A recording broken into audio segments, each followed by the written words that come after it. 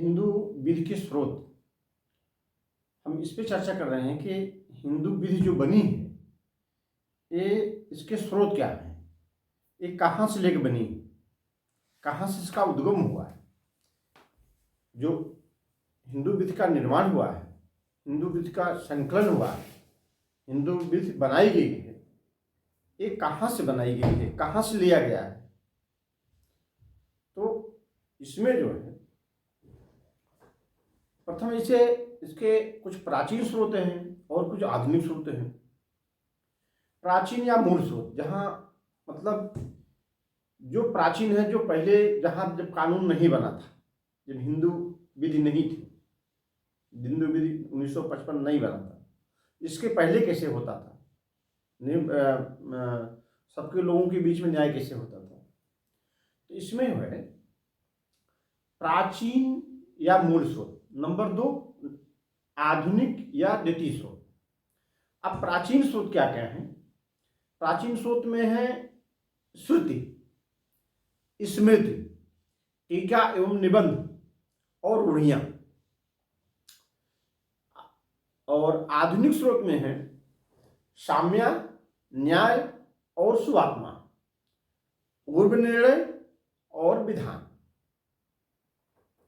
अब हम इसी चर्चा करते हैं। श्रुति, श्रुति का शाब्दिक अर्थ होता है श्रवण किया गया, सुना हुआ।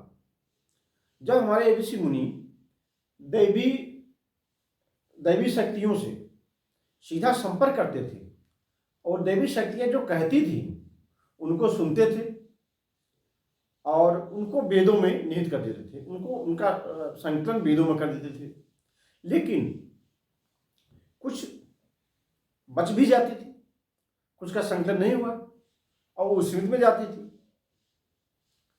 तो जो श्रुति है, जो सुनकर हमारे ऋषि मुनियों ने दैवी शक्तियों से सुनकर जो सुना, उसका संकलन वेदों में किया। अब वेदों में कल हमने इस पर चर्चा किए थे, जैसे ऋग्वेद, यजुर्वेद, सामवेद और अथर्ववेद, ये 4 वेद हैं। तो इनका संकलन जो है ऋषि मुनियों ने किया। इनका अब ऋग्वेद तो ईश्वर की दैवी कृपा से ईश्वर की वाणी उसमें, बाकी जो 3 वेद हैं इसमें इनके द्वारा जो सुना गया, कहा गया है, उनसे उद्धृत है। तो अब स्मृति जो है, श्रुति जो सुन लिया गया, और स्मृति जो है, स्मृति जो स्मरण में है, जो स्मृति में है, जो हमको याद है। तो जिनका संकलन जो है वेदों में नहीं किया जा सका, वेदों में नहीं किया गया, स्मृति रूप में रह गई, तो जो है वो स्मृति कहलाई। स्मृति युग जो है भारतीय विधि का स्वर्ण युग है। इसको स्मृति युग को भारतीय युग का स्वर्ण युग कहा जाता था। इसी से जो है आगे जो है विधि का उत्तरोत्तर विकास हुआ है। हमारे ऋषि मुनियों ने दैवी वाणी का श्रवण किया और दैवी वाणी को संकलन उन्होंने वेदों में किया, लेकिन जो बच गई वो स्मरण पटल पर रह गया, उसे स्मृति कहते हैं। अब स्मृति में भी इसमें कई इसके भाग हैं, जैसे धर्मसूत्र। ये धर्मसूत्र आगे चल के धर्मशास्त्र बन गया है। इसको जो है इसका विकास धर्मसूत्र का धर्मशास्त्र है, लेकिन धर्मसूत्र को ही धर्मशास्त्र नहीं कहते हैं। धर्मसूत्र जो है स्मृति का एक पार्ट है। तो वो धर्मसूत्र जो बना, इससे धर्मसूत्र का विकास करके आगे इसका उत्तर विकास हुआ, तो आगे ये धर्मशास्त्र बन जाता है। उसकी चर्चा हम बाद में करेंगे। लेकिन धर्मसूत्र का जो समय है 800 BC से 200 BC तक का है। और धर्मसूत्र जो है पद्य और गद्य दोनों में है। गद्य में ज्यादा है, पद्य में कम है। तो धर्मसूत्र जो है इसके जो वो सूत्र लिखा, धर्मसूत्र इसके कई भाग हैं। तो जो वो लिखा उसी के नाम के अनुसार उसका धर्मसूत्र वह हो गया। यानी धर्मसूत्र जिस विद्वान ने लिखा, जिस शास्त्री ने लिखा, उसका जो नाम था उसी के नाम के आधार पे उसका नामकरण किया गया। जैसे गौतम, धर्मसूत्र, वैधायन, हरित, आपास्तम्भ, वशिष्ठ और पुराण, ये जो है मुख्य प्रमुख धर्म सूत्र है। तो इस धर्मसूत्र में जो है लोगों का यानी व्यक्तियों का बाह्य आचरण संबंध और कर्तव्य का निर्धारण किया गया है इन सूत्र में। यानी इन सूत्रों में जो धर्म सूत्र हैं इसमें व्यक्तियों का आपस में व्यवहार क्या है, क्या कर्तव्य है और सुआचरण क्या है, परंपरागत विद्वानों और सुआचरण आर्यों की जो रूढ़ियां हैं उनको इसमें संकलित किया गया। यानी अच्छे अच्छे विद्वान, अच्छे लोगों का आचरण, अच्छे जो आचरण अच्छे थे, जो लगभग सभी व्यक्तियों के प्रति समान उदारती आचरण थे और उनका कर्तव्य क्या था, इन सब का वर्णन जो है धर्मसूत्र में किया गया। अब प्रथम धर्मसूत्र जो है गौतम, यह धर्मसूत्र सबसे प्राचीन है और यह सामवेद शाखा से संबंधित है। यह ग्रंथ विधिक और धार्मिक, यह ग्रंथ जो है विधिक और धार्मिक दोनों विषयों से संबंधित है। इसमें धर्म के बारे में बातें लिखी गई हैं और विधि के बारे में, यानी विधि व्यवस्था कैसे हो, वहाँ के लोग जो हैं उन पे शासन कैसे हो, कैसे आपस में सामंजस्य बना रहे, तो इस पे जो है गौतम जी ने इस पे अच्छा से वर्णन किया है। और परंपरागत जो आचरण है, जो हमारे पूर्वज जो आचरण करते आए हैं अच्छे ढंग से, उनका आचरण का, और प्रथा जो वहाँ प्रथा है, जो वहाँ रूढ़ियाँ हैं, उनका जो है संकलन किया है। और उत्तराधिकार के संबंध में, विवाद के संबंध में, स्त्री धन के संबंध में, दत्तक अधिकार के संबंध में, दत्तक पुत्र के संबंध में इन्होंने इसकी डिटेल चर्चा की। अब जो है इनके अनुसार राजा का परम कर्तव्य है, राजा का परम कर्तव्य है उन रूढ़ियों को लागू करना जो उस क्षेत्र के, उस प्रादेशिकता के, उस जगह के निवासियों में थी। तो वहाँ का विधान जो है, वहाँ का विधि जो है, वहाँ का कानून जो है, उन रूढ़ियों के अनुसार जो है उनका वहाँ का विवाद निवृत्त किया जाएगा। वहाँ का कानून रूढ़ियों के अनुसार बनेगा। अलग अलग जगहों में अलग अलग प्रकार की परंपरागत रूढ़ियाँ, विचार हैं, वहाँ एक प्रथा है। तो जो रूढ़ या प्रथा है जहाँ, तो राजा जब न्याय करेगा तो वहाँ की रूढ़ और प्रथा के अनुसार अपना विधान बनाएगा, उससे इतरोक्त नहीं, उससे अलग नहीं तो वहाँ के लोगों के प्रति असंतोष होगा, अन्याय होगा। तो इस पे जो है 12वीं शताब्दी में हरदत्त ने गौतम शास्त्र पर मिताक्षरा नाम से एक टीका लिखी। तो ये मिताक्षरा टीका और दाय भाग, इसका हम जो है वर्णन आगे करेंगे, लेकिन पहले बौधायन चलिए, बौधायन धर्म सूत्र। तो आंध्र बौधायन जो है आंध्र प्रदेश के पूर्वी तट पे के रहने वाले निवासी थे। इनका संबंध जो है यजुर्वेद से, शाखा से संबंधित है। और इन्होंने राजा के कर्तव्य, वहाँ रूढ़ के, प्रथा के और विवाह, दत्तक पुत्र, उत्तराधिकार, उत्पाद शुल्क और सीमा शुल्क आदि का वर्णन अपने जो है अपने धर्मसूत्र में किया है बौधायन ने। और नेक्स्ट जो है आपास्तम्भ, आंध्र प्रदेश के निवासी थे आपास्तम्भ ने एक कृष्ण यजुर्वेद से संबंधित है।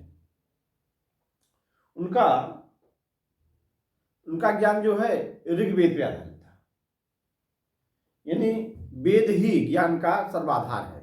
वो वेद के अनुसार ही चलते थे, वेद में जैसा कहा गया है वैसा हमको कार्य करना है, वैसा चलना है, वैसा राजा का परम कर्तव्य है। वेद में जो लिखा है उसके अनुसार कार्य करें। नेक्स्ट जो है वशिष्ठ धर्म सूत्र। वशिष्ठ जी जो है ये ऋग्वेद शाखा से संबंधित है और उत्तरी भारत के रहने वाले हैं। इनका कथन है कि आर्यावर्त में जो रूढ़ि है, आर्यावर्त रूढ़ि के अनुसार जो विधान है, इसकी मान्यता पूरे सर्वत्र समाज में होनी चाहिए। यानी इसकी मान्यता जो है सर्वत्र मिलनी चाहिए, यानी भारत में सब जगह इसकी मान्यता होनी चाहिए। वह पिशाच और प्रजापति विवाह के विरुद्ध थे। विवाहों पिशाच और प्रजापति जैसे विवाहों को उन्होंने मान्यता नहीं दिया, उसकी तीव्र भर्त्सना की है। कुंवारी कन्याओं का विवाह, विधवा जो हो गई उनका पुनर्विवाह के एक पक्षधर थे, इन्होंने उसकी मान्यता दिया है। और विवादों को निपटाने के लिए 10 लोगों की 10 अख्यात व्यक्तियों की एक परिषद गठित होनी चाहिए और उस परिषद द्वारा विवादों का निपटारा किया जाएगा। राजा के अधिकार बताए, दत्तक अधिकार, उत्तराधिकार अधिकार, स्त्री धन से संबंधित अधिकार, इन्होंने सारे अधिकार बताए। और नेक्स्ट जो है विष्णु धर्मशास्त्र। इसे विष्णु स्मृति इसलिए कहा जाता है कि इसमें दांडिक विधि, सिविल विधि, राजा के कर्तव्य, राजा के दंड की विधि, और विष्णु जी जो थे ये नास्तिक और अधर्म के विरोधी थे। यानी जो नास्तिकवाद था, जो अधर्मवाद था, उसके कट्टर विरोधी थे। ऋण और ब्याज के संबंध में और ऋण और ब्याज के संबंध में, उत्तराधिकार के संबंध में इन्होंने डिटेल विवेचना की है, विस्तार से विवेचना किया है। अधर्मी और नास्तिक लोगों की तीव्र भर्त्सना किया। नेक्स्ट जो है हरित धर्मशास्त्र। इन्होंने विधि की विवेचना का स्रोत ब्रह्मचर्य धर्म, अस्नातता, गृहस्थी, खान पान, वर्जनाएं, जन्म और मरण, सूतक, राजा के कर्तव्य, राजा के दंड का विधान,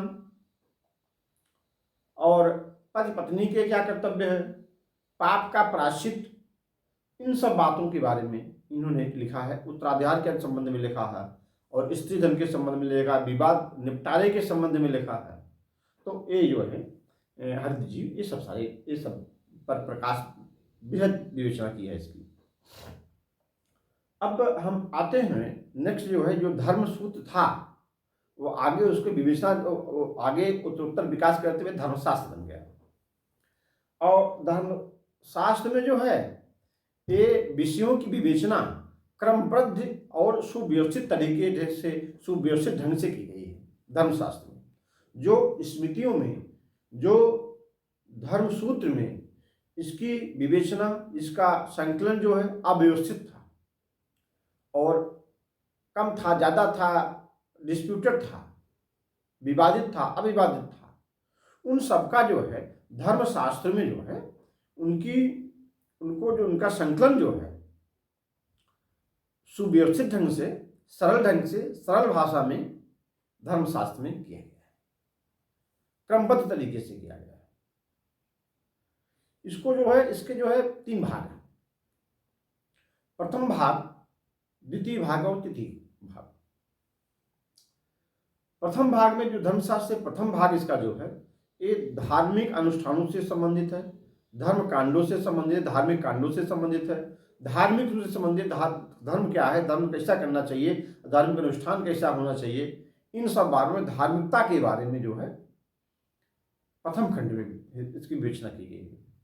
द्वितीय खंड में इस भाग में विधि व्यवस्थाओं का वर्णन किया गया है।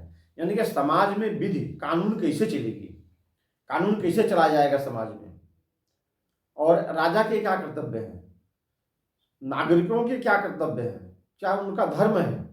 तो इसके जो है विशद विवेचना की गई है द्वितीय खंड में। तृतीय खंड में जो है यह भिन्न भिन्न पातकों के लिए प्रायश्चित करने का विधान है। तो जिसमें तृतीय खंड में जैसे विभिन्न मतलब पात्रों के लिए, यानी हमने पाप किया, भिन्न भिन्न पाप किया है, कोई कोई गाय मार रहा है तो कोई ब्राह्मण मार रहा है, कोई किसी को मार रहा है, कोई किसी को ना, कोई कोई चोरी किया, कोई कोई अपराध किया है, यानी हर प्रकार के अपराधों का प्रायश्चित का यानी उसकी क्षमा होने का अलग अलग विधान दिया गया है। इसमें डिटेल विवेचना की गई तृतीय खंड में, धर्मशास्त्र के तृतीय भाग में इसकी डिटेल विवेचना की गई, इसकी विस्तार पूर्वक की गई किस पाप का क्या प्रायश्चित है। जो पातक है यानी जो पाप किया है उसका प्रायश्चित, उसका परिहार किस ढंग से हो सकता है, तो उसकी विवेचना जो है धर्मशास्त्र के तृतीय खंड में की गई। अब हम आते हैं स्मृति। स्मृति में मनुस्मृति। मनुस्मृति जो है यह सबसे सर्वोच्च और मान्य है और इसका सबसे सर्वोच्च स्थान है मनुस्मृति का। इसमें 12 अध्याय और 2642 2694 श्लोक है। मनुस्मृति में 12 अध्याय और 2694 श्लोक हैं। मनुस्मृति का संकलन की तिथि जो है ईसा से 200 वर्ष पूर्व आंकी जाती है। यह विधि के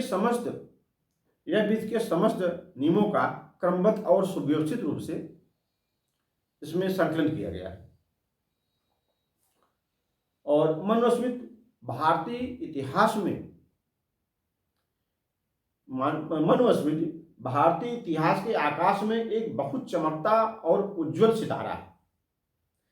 इसमें राजा को शासन करने के लिए ईश्वर ने भेजा है और मनु का कहना है कि प्रथा और रूढ़ि का पालन करना सबके लिए अनिवार्य है। राजा जो है, राजा की बात, चूंकि राजा जो नियम बनाया है, जो कानून बनाया है, तो उसका पालन करना सबके लिए अनिवार्य है। यदि उसको कोई पालन नहीं करता है तो राजा उसको दंडित करता है और राजा का दंड ईश्वर का दंड माना जाता है। राजा के आदेश का उल्लंघन ईश्वर के आदेश का उल्लंघन माना जाता है। तो इसमें मनुस्मृति में इस सबकी विवेचना बृहद रूप से की गई है। उनका आदेश था कि किसी विवाद पर निर्णय देते समय सम्राट को या अर्थात राजा को प्रादेशिकता, जाति श्रेणियां और कुटुंब आदि रूढ़ि को लागू करना चाहिए। यानी अर्थात कोई राजा कहीं के विवाद का निस्तारण कर रहा है, कोई विवाद उसके सामने आया है, तो सर्वप्रथम वहां की प्रादेशिक रूढ़ क्या है, जाति रूढ़ क्या है और कुटुंब में किस प्रकार से इनकी रूढ़ियां हैं, किस प्रकार इनकी प्रथाएं हैं, उनको दृष्टिगत रखते हुए वो निर्णय करेगा। जैसे उससे इतरों निर्णय नहीं कर सकता राजा, क्योंकि उनके साथ अन्याय हो सकता है। तो आज भी हमारा कानून जो है इन्हीं रूढ़ियों, इन्हीं प्राचीन प्रथाओं पर आधारित है। हम प्रायः देखते हैं कि जो कानून है, कानून उसमें लचीलापन वहाँ कर दिया जाता है कि कानून तो ऐसा है, लेकिन यदि वहाँ की रूढ़ियाँ हैं इससे विपरीत हैं तो वो रूढ़ियों के अनुसार वहाँ माना जाएगा।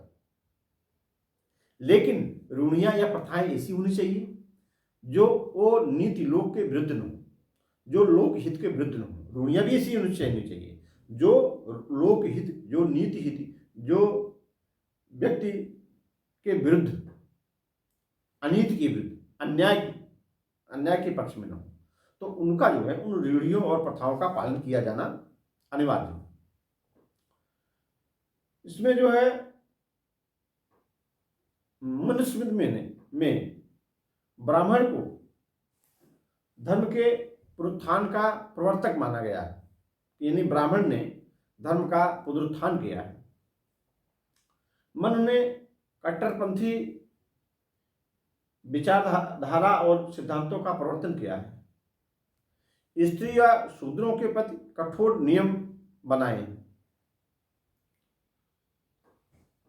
और समाज में ब्राह्मणों को प्रमुख स्थान दिया गया है, यानी ब्राह्मणों को उच्च स्थान दिया गया है। ब्राह्मण की हत्या करने वाले व्यक्ति के लिए कोई भी प्रायश्चित पर्याप्त नहीं है। यानी ब्राह्मण की यदि कोई हत्या कर देता है तो ऐसा कोई प्रायश्चित नहीं है जो उसके पाप को शमन कर सके, उसका प्रायश्चित करने में उसका पाप कट जाए। तो बहुत बड़ा अधम और पाप किया हुआ माना जाता है किसी ब्राह्मण की हत्या कर देना। वैसे किसी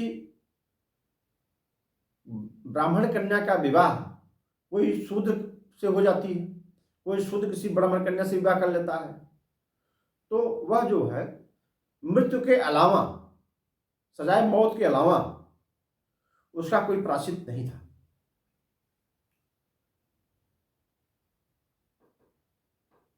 ब्राह्मण जो है वहां के राजा क्षत्रिय होते थे, राजाओं को विधान बनाते थे राजा राज करने के लिए कि राजा किस प्रकार कानून बनाएगा। तो वो धर्मशास्त्रों से, वेदों से वो नियम और प्रथाएं वहाँ की रूढ़ियों के अनुसार जो है बनाते थे।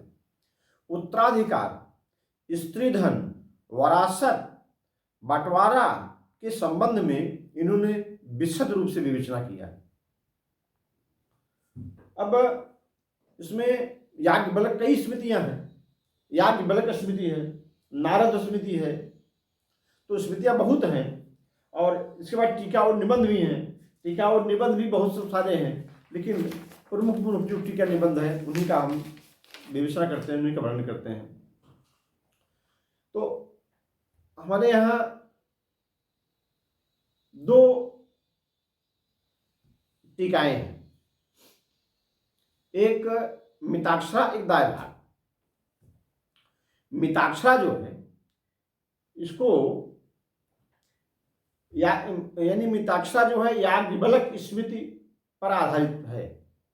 यह विज्ञानेश्वर द्वारा रचित, विज्ञानेश्वर विद्वान द्वारा रचित मिताक्षरा सबसे अधिक माननीय और महत्वपूर्ण व विख्यात शाखा है। विज्ञानेश्वर आंध्र प्रदेश के निवासी थे।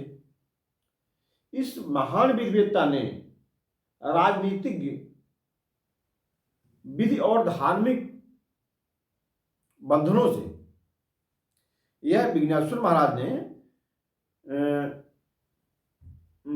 धर्म से, इस विद्वान ने धर्म से कानून को, धर्म से कानून को विभक्त कर दिया, उससे मुक्त कर दिया।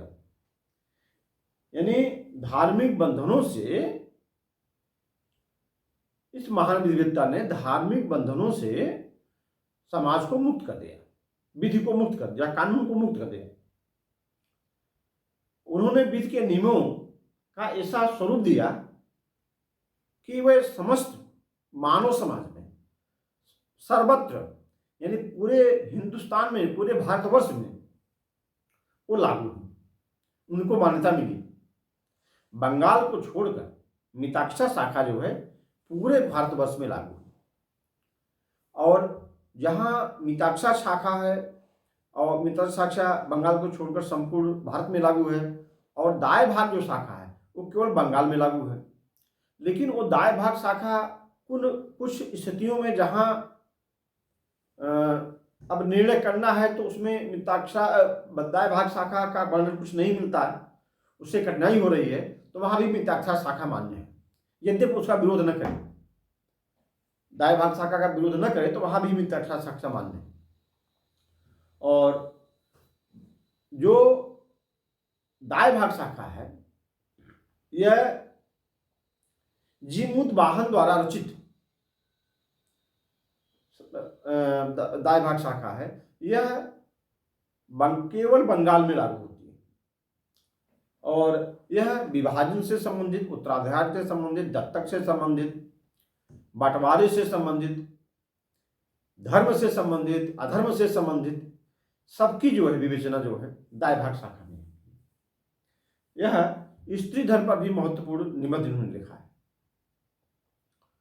तो हमारे देश में जो हिंदू धर्म की शाखा है किससे गवर्न होगा? दो शाखाएं, नंबर 1 मिताक्षरा, नंबर 2 दाय भाग। अब मिताक्षरा जो है बंगाल को छोड़कर पूरे भारतवर्ष में लागू है, दाय भाग केवल बंगाल में लागू है। उन स्थितियों में जहां दाय भाग में कोई कानून अभिव्यक्त नहीं किया गया है, कोई कानून नहीं मिल रहा है, किसी कोई विवाद ऐसा उत्पन्न हुआ है जो दाय भाग में उस पर कोई कानून नहीं है, तो वहां यदि मिताक्षरा में कोई कानून है तो मिताक्षरा कानून वहां भी लागू होगा। तो जो विधि के स्रोत हैं, विधि के स्रोत जो है ये हमने प्राचीन वाले से बता दिए। अब वर्तमान जो स्रोत हैं विधि के, ये साम्य है, न्याय है और सुआत्मा है। ये नए स्रोत हैं जो आधुनिक स्रोत हैं। तो यद्यपि जो है हमारा हिंदू धर्म जो है 1900 इसका जो हमने सब कुछ बताया है अभी, जिसका हमने वर्णन किया है, इनका सबका संकलन, इनको सबको देखते हुए इनका निचोड़, इनका निष्कर्ष ले लिया गया है और उसे जो है हिंदू लॉ में, हिंदू विधि में 1955 में जो लागू हुई हिंदू विधि 1955 में, इसको जो है उद्धृत कर दिया गया, इसका संकलन किया गया। तो हिंदू विधि जो है हिंदू विधि के प्राचीन स्रोत है। तो हम आज का सेशन इतना ही करेंगे। अब हम अगले सेशन में बताएंगे कि चर्चा करेंगे साम्य, न्याय और सुभात्मा भी ये विधि के स्रोत है, हिंदू विधि के स्रोत है।